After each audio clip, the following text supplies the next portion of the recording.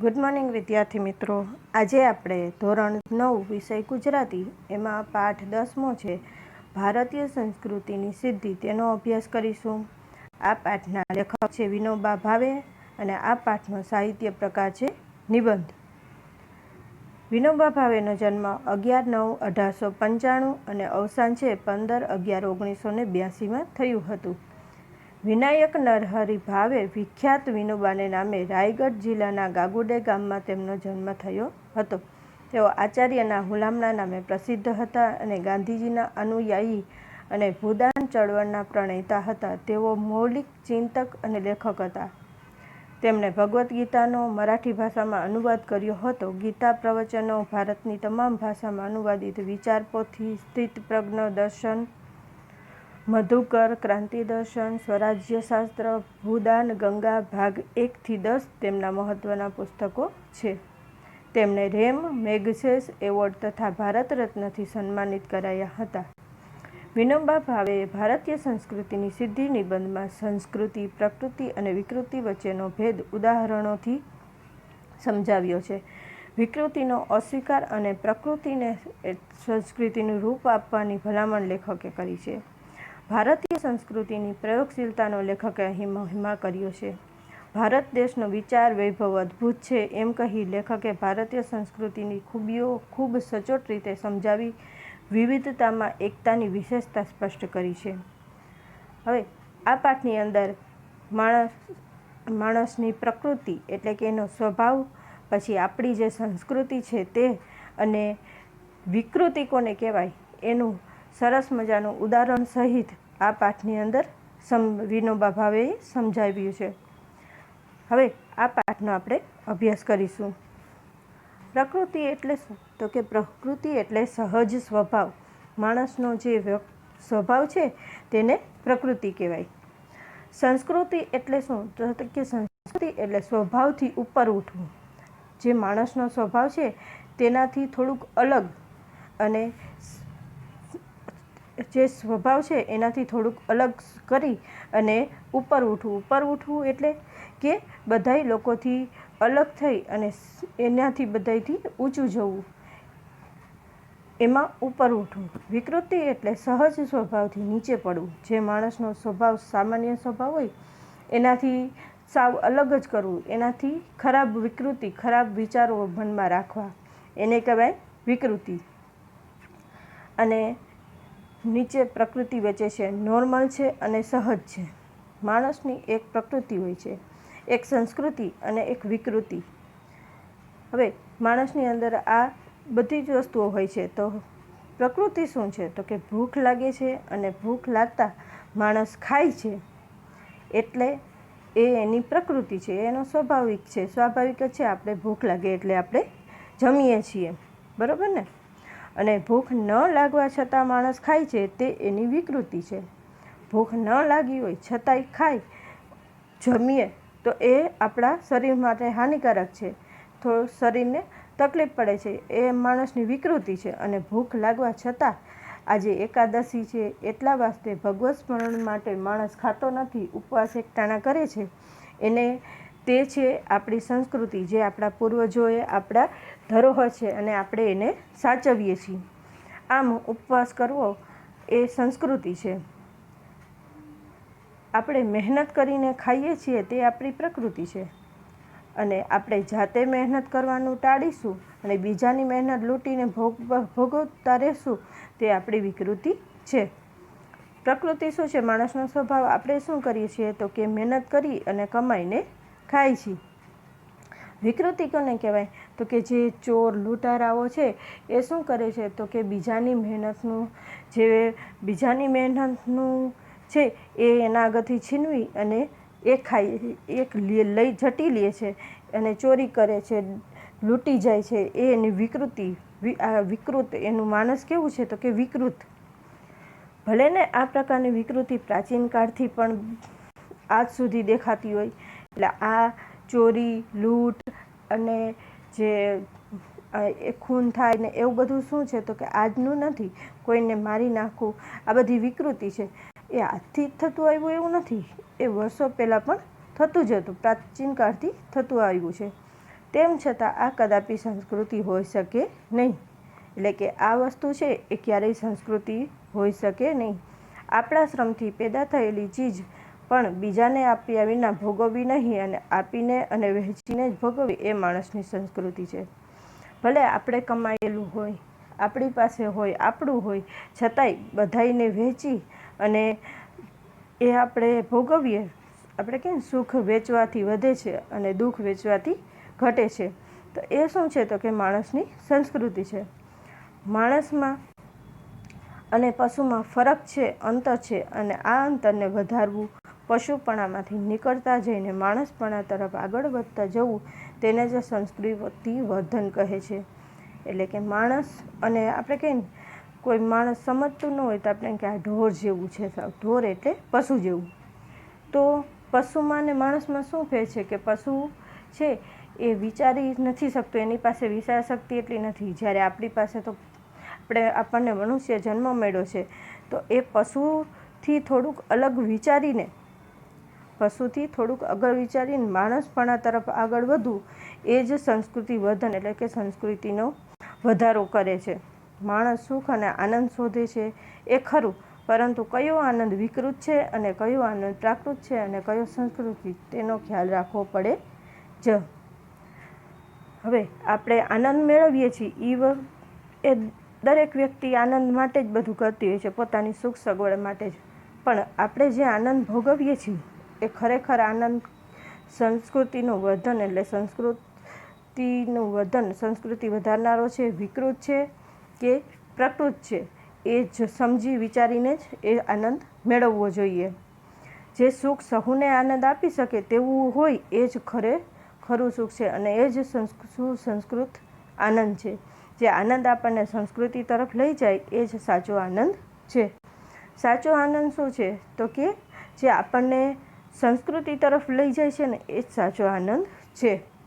સંસ્કૃતિ ક્યારેય ખરાબ નથી હોતી, વિકૃતિ જ ખરાબ હોય છે. અને પ્રકૃતિને આપણે ન ખરાબ કહી શકીએ, ન સારી. સંસ્કૃતિ છે એ ક્યારેય ખરાબ હોતી નથી. અને શું કામે તો કે સંસ્કૃતિ છે એ ક્યારેય ખરાબ હોતી નથી. વિકૃતિ, માણસનો જે વિકૃત સ્વભાવ છે ને એ જ ખરાબ હોય છે.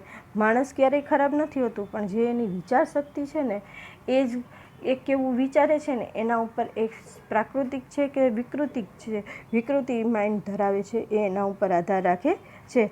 અને પ્રકૃતિ એટલે કે ભૂખ લાગે અને આપણે જમીએ એને આપણે એ પ્રકૃતિ છે, એ આપણો સામાન્ય રીતે દરેકને એમ જ હોય કે ભૂખ લાગે એટલે જમવું, થાક લાગે તો આરામ કરવો, નીંદર આવે તો સૂઈ જવું. આ બધું પ્રાકૃતિક છે.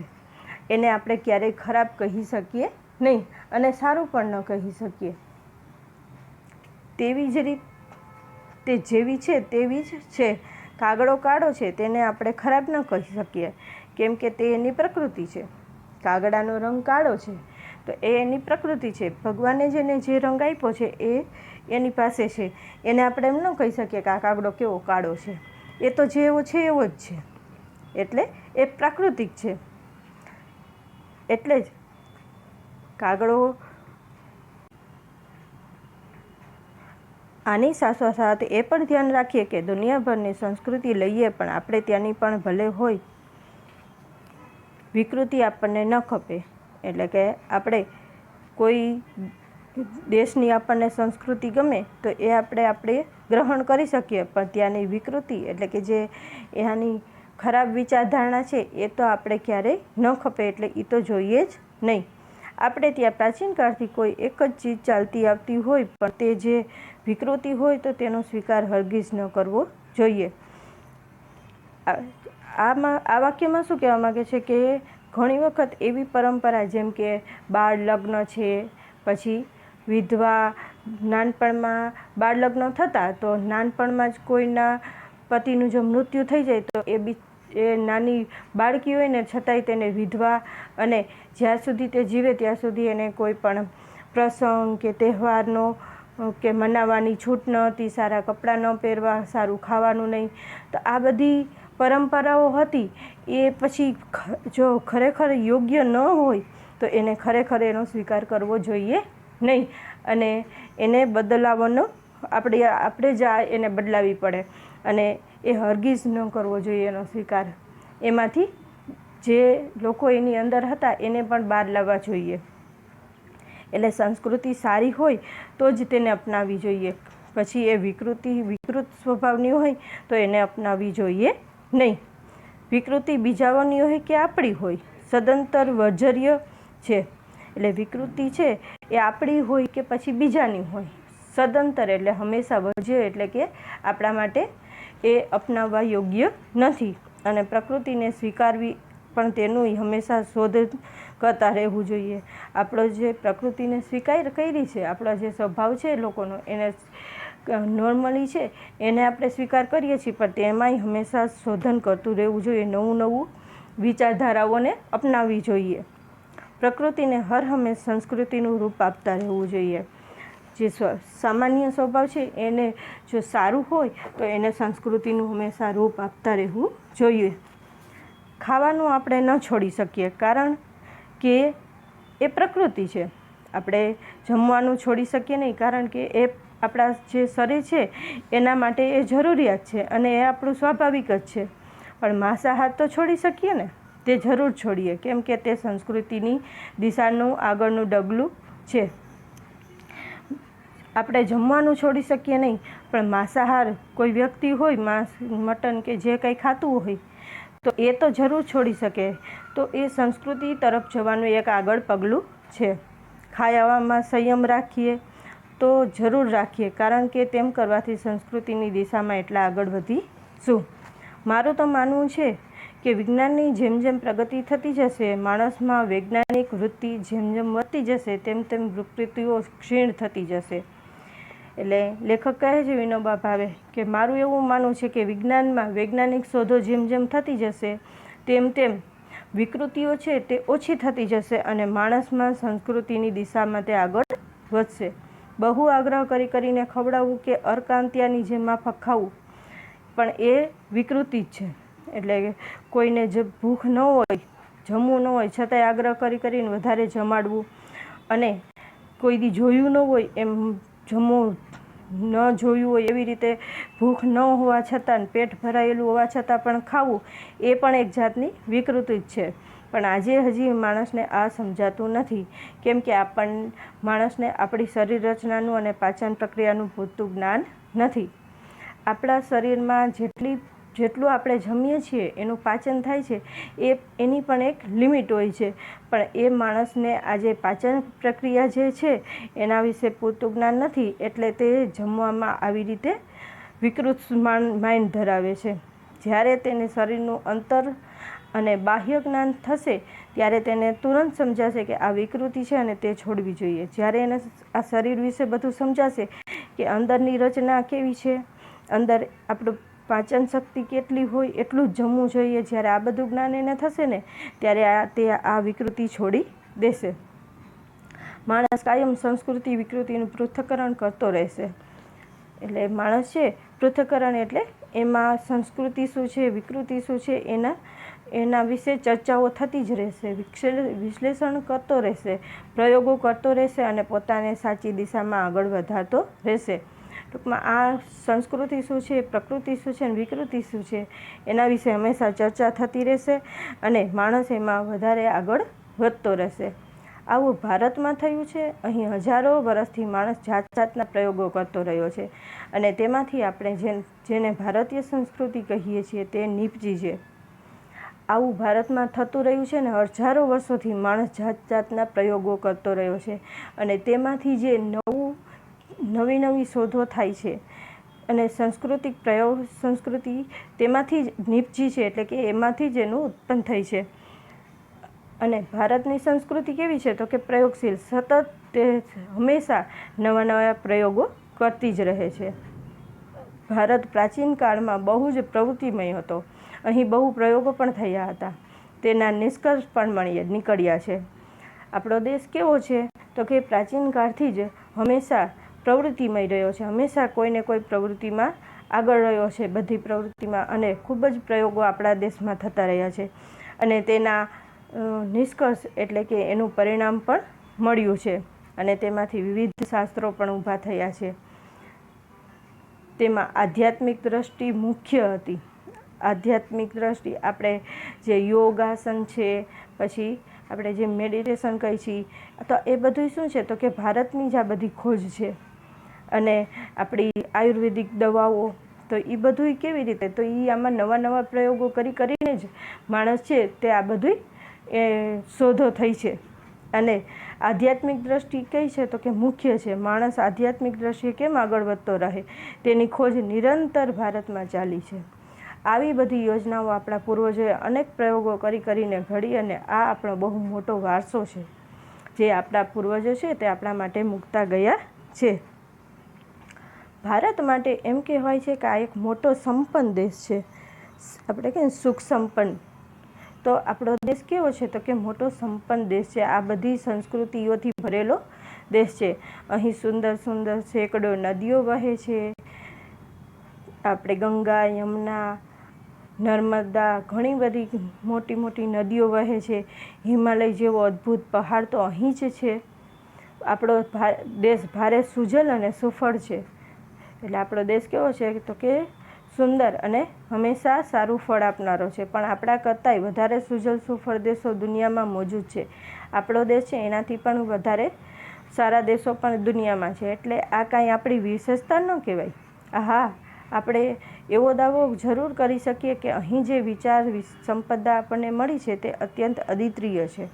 એટલે કે આપણે જે સાધન સંપદા મળી છે એ કેવી છે તો કે અદ્વિતીય, આપણા માટે ખૂબ જ સારી છે.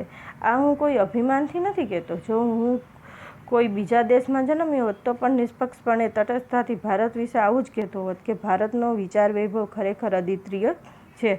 ભારત છે એ કેવો દેશ છે તો કે વિચાર અને વૈભવમાં ખૂબ જ આગળ છે. અને એવું નથી હું અહીંયા રહું છું ત્યારે, એટલે અદ્વિતીય એટલે અજોડ, કે જેનો કોઈ જોડ ન મળે એવો. તો અહીં રહું છું એટલા માટે નહીં, પણ હું બીજા દેશમાં રહેતો હોત તો પણ આ ભારત દેશ માટે આવું જ વિચારતો હોત. ભારત માટે એમ કહેવાય છે કે આ એક મોટો સંપન્ન દેશ છે. એ ભારતમાં વૈદિક ઋષિઓથી લઈને આજ સુધી શબ્દોની એક અખંડ પરંપરા ચાલી છે. વૈદિક ઋષિઓ, આપણા દેશની અંદર ઘણા બધા ઋષિ મુનિઓ થઈ ગયા કે જેના પાસેથી આપણા પ્રાચીન ગ્રંથો જેમણે લખ્યા છે, પછી જે દવાઓની જેમણે શોધ કરી, આધ્યાત્મિકતા તરફ ખૂબ જ આગળ વધેલા હતા. એટલે તેના તરફથી આપણને જે પરંપરાઓ મળી હતી તે ચાલી આવે છે. હું દુનિયામાં બીજો કોઈ દેશ એવો નથી જોતો જ્યાંની ભાષામાં 10,000 વર્ષોથી એના એ શબ્દ ચાલી આવતા હોય. આપણા દેશમાં 10,000 વર્ષોથી એકના એક શબ્દો ચાલી આવતા હોય છે.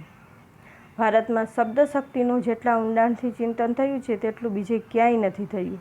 ભારતે પોતાના પુરાણો શબ્દોને તોડ્યા નથી, નવા જરૂર બનાવ્યા છે. એટલે કે જે આપણી ભાષા છે, સંસ્કૃત ભાષા છે, તો એ ભાષામાં કંઈ ફેરફાર નથી કર્યો, પણ એમાંથી નવી ભાષાઓ વિકસાવી છે. જેમ કે સંસ્કૃતમાંથી હિન્દી, હિન્દીમાંથી ગુજરાતી, તો આવી બધી ભાષાઓનો વિકાસ કર્યો છે. પણ જે પોતાની મૂળ સંસ્કૃતિ છે એને એમનેમ જ રહેવા દીધી છે, એમાં કાંઈ ફેરફાર કર્યો નથી. ભારતે પોતાના પુરાણા શબ્દોને તોડ્યા. યાસ્કાચાર્યએ કહ્યું કે આપણી સનાતન છતાં નિત્ય નૂતન સંસ્કૃતિ છે. આપણી ભીતર એક અખંડ તંતુ કાયમ છે. યાસ્કાચાર્યએ શું કહ્યું કે આપણી સંસ્કૃતિ કેવી છે તો કે હંમેશા નિત્ય નૂતન એટલે હંમેશા નવી જ રહે છે. આપણી ભીતર એક અખંડ તંતુ કાયમ છે. આપણી અંદર એક અખંડ તંતુ કાયમ છે. પુરાણા જમાનામાં કોઈ ઋષિ આજે આવે તો તેને આપણો બાહ્ય વેશ ભલે જુદો દેખાય, પણ એને આપણા એવું કંઈક અવશ્ય દેખાશે જેને લીધે એ કહી ઉઠશે કે આ મારા જ બાળકો છે. એટલે લેખક કહે છે કે આજે કદાચ પુરાણા એટલે કે જૂના જમાનામાંથી આપણા કોઈ સાધુ સંત આવે, કોઈ ઋષિ આવે, તો એ આપણા ભલે પહેરવેશમાં ને બધે ફેરફાર આવ્યો હોય, પણ એ આપણને જ્યારે જોશે ત્યારે એ જરૂર કહેશે કે આ મારા જ બાળકો છે. આપણી ભીતર કોઈક શાશ્વત, સ્નિગ્ધ, ચવડ, કઠોર અને જીવતરવાળી વસ્તુ છે જે બદલાતી નથી. આ આપણું એક અનોખું બળ છે. આપણી અંદર શું છે તો કે શાશ્વત એટલે હંમેશા નિત્ય, ચવડ, મુશ્કેલીથી તૂટે ફાટે કે ચવાય નહીં તેવું. સ્નિગ્ધ, કઠોર એટલે કઠણ, એ એવી વસ્તુ આપણી અંદર કંઈક છે કે જે ક્યારેય બદલાતી નથી, અને આ આપણું એક અનોખું બળ છે જે આપણી અંદર છે. હજારો વર્ષોનો આપણો પુરાતન દેશ છે. જ્યારે બીજા દેશોનો ઇતિહાસનો આરંભ પણ નહોતો થયો ત્યારે આપણા પૂર્વજો ગૌરવ શિખર ઉપર પહોંચી ગયા હતા. અનેક પરિવર્તન આવ્યા, છતાં અહીંની પરંપરા અતૂટ રહી, જે પ્રાચીનતમ કાળ સાથે આપણને જોડી રાખે છે. સ્થળ કાળના ભેદો છતાં અહીં એકતાનું જ દર્શન થાય છે. અહીં કહેવાયું છે કે દુર્લભ ભારતે જન્મ, આપણો આ ભારત દેશ પરમ પવિત્ર દેશ છે. અહીં શું કહેવાય છે કે દુર્લભ ભારતે જન્મ, ભારતમાં જન્મ મળવો એ ખરેખર દુર્લભ છે કોઈ પણ વ્યક્તિ માટે, અને આપણે ખરેખર આપણા ઈશ્વરનો, ભગવાનનો આપણે પાર માનવો જોઈએ કે એને આપણા આવા સમૃદ્ધ દેશમાં આપણને જન્મ આપ્યો છે. આપણો આ ભારત દેશ કેવો છે તો કે પરમ પવિત્ર દેશ છે, એમ આપણા પૂર્વજો કયા કરતા. દુર્લભ મહારાષ્ટ્રે જન્મ, દુર્લભ ગુજરેશું જન્મ, એવા વચન તમને અહીં ક્યાંય નહીં મળે. તુલસીદાસ પણ કહે છે કે ભલી ભારત ભૂમિ ભલે કુલ જન્મ. 500 વર્ષ પહેલાં ગુજરાતના કવિ નરસિંહ મહેતાએ અને માધવ દેવે પણ કહીને, ન નરસિંહ મહેતાએ ગુજરાતનો મહિમા ગાયો, ન શંકરદેવે અસમનો મહિમા ગાયો. એકબીજાની ભાષા તો તેઓ જાણતા નહોતા, એકબીજાને નહોતા જાણતા, છતાંય ભારત અમારી પુણ્યભૂમિ છે અને અમે તેમના જન્મ પામ્યા તેથી ધન્ય થઈ ગયા, એવું એ બંનેએ અનુભવ્યું અને વ્યક્ત કર્યું હતું. શું કહે છે કે ભરતખંડ ભૂતળમાં જન્મી જેણે ગોવિંદના ગુણ ગાયા રે તે ધન્ય છે. નરસિંહ મહેતા છે તેણે આ દેશમાં જન્મી અહીં નરસિંહ મહેતા જેવા ભક્ત પણ થઈ ગયા, જેમણે ઘણા બધા પદોની રચના કરી છે અને તે પ્રભાતિયા તરીકે પણ ઓળખાય છે. તો એણે પણ ગુજરાતનો મહિમા ગાયો છે અને તે ઓળખતા પણ નહોતા કે અસમના શંકરદેવ અને માધવને પણ ન કહી, અને નરસિંહ મહેતાએ ગુજરાતનો મહિમા ગાયો, ન શંકરદેવે અસમનો મહિમા ગાયો. પણ શું એકબીજાને ઓળખતા નહોતા, છતાં પણ એને એકબીજા સાથે એકબીજાના ગુજરાતની અને મહારાષ્ટ્રની એવી રીતે જાણે ઓળખતા નહોતા, છતાંય એનો મહિમા ગાયો છે. એટલે જ કહ્યું છે કે દુર્લભ ભારતે જન્મ, દુર્લભે ગુજરેશું જન્મ, દુર્લભે મહારાષ્ટ્ર જન્મ. એટલે ભારતની અંદર જન્મ લેવો ખરેખર દુર્લભ છે. એ કોઈ સારા આપણે કર્મો કર્યા હોય તો જ આપણા આવા સંસ્કૃતિયુક્ત, સંસ્કૃતિથી ભરપૂર એવા ભારત દેશની અંદર, પવિત્ર ભારત દેશની અંદર આપણને જન્મ મળે છે. આવી રીતે આખા ભારતનું અભિમાન એ કાંઈ પ્રકૃતિ નથી, બલકે સંસ્કૃતિ છે. આપણે ભારત દેશનું જે દેશ ઉપર જે અભિમાન કરીએ છીએ એ આપણી પ્રકૃતિ નથી, પણ શું છે તો કે સંસ્કૃતિ છે. એ આપણા સંસ્કૃતિ શું છે એ આપણે પહેલાં પણ સમજ્યા કે આપણી પ્રકૃતિ જે સ્વભાવ છે એનાથી ઉપર ઉઠીને જે વિચાર કરીએ છીએ ને એને જ સંસ્કૃતિ કહેવાય. જ્યાં એવી ભાષાઓ છે કે ન જાણતો હોય તેને શીખતાય વર્ષો નીકળી જાય, એવી વિભિન્ન ભાષાઓને અપરંપાર વિવિધતાવાળા આ ભૂખંડને એક દેશ માનવો એ સંસ્કૃતિ છે. પ્રકૃતિથી ઉપર ઉઠીને આ સંસ્કૃતિ સધાય છે. એવી ભારતીય સંસ્કૃતિને આપણે જાળવવાની છે અને આગળ વધારવાની છે. આપણે આ દેશની અંદર જન્મ મળ્યો છે તો આ દેશમાં રહી અને તેની સંસ્કૃતિને આગળ વધારવી અને પ્રકૃતિ એટલે કે જે સારી પ્રકૃતિ છે એનો સંસ્કૃતિ તરીકે સ્વીકાર કરવો, અને સંસ્કૃતિમાં પણ નવું લઈ આવવું, નવી સંસ્કૃતિની રચનાઓ કરવી એ આ ભારત દેશનો માટે એવી ભારતીય સંસ્કૃતિને આપણે જાળવવાની છે અને આગળ વધારવાની છે. આ પાઠ છે તે ભારતીય સંસ્કૃતિમાંથી લેવામાં આવેલો છે.